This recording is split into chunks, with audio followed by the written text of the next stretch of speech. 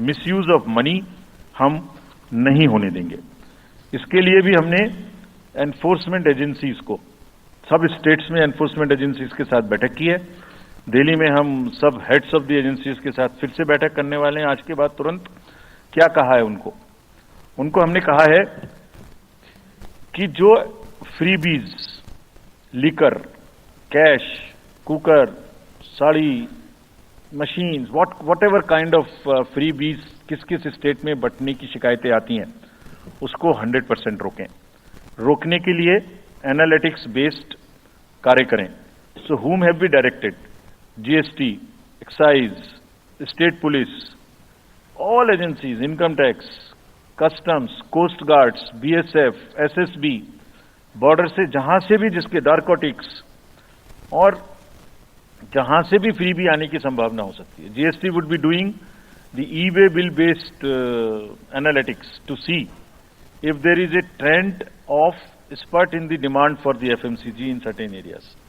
Banks would look at if there is a demand, spurt in demand of the cash in the chests. So, National NPCIL will look at if there is a spurt in demand for the payments from the wallets. Digital payment से तो पैसा नहीं जा रहा है। एक दो state में ऐसा भी देखने में आया था कि आप अपने वैलेट के थ्रू किसी को भी पैसे ट्रांसफर करते रहिए, 2,000, 1,000 रुपये। All that we will be looking eight.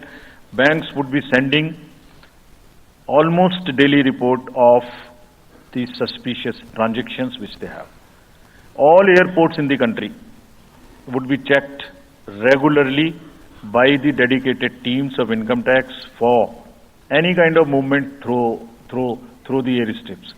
और जहां जिन राज्यों में एयर स्ट्रिप्स कॉमर्शियल के अतिरिक्त हैं, जहां हेलीकॉप्टर्स लैंड कर सकते हैं, we have asked and we have got actually the Bureau of Civil Aviation of Security to issue detailed instructions कि जिस किसी क्षेत्र में हेलीकॉप्टर या चार्टर्ड फ्लाइट उतरेगी वहां जो भी सामान उसके अंदर में उसकी as per the directions, as per the instructions and guidelines of the BCS almost equal to the commercial airports checking होगी।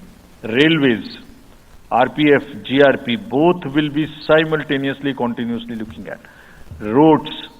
सो कैश और मनी जो भी धन बल का दुरुपयोग करना चाहेंगे, political finance in any case is a thing which is in news these days.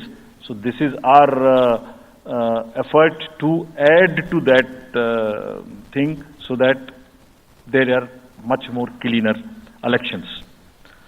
Coming to the third M, which is the misinformation.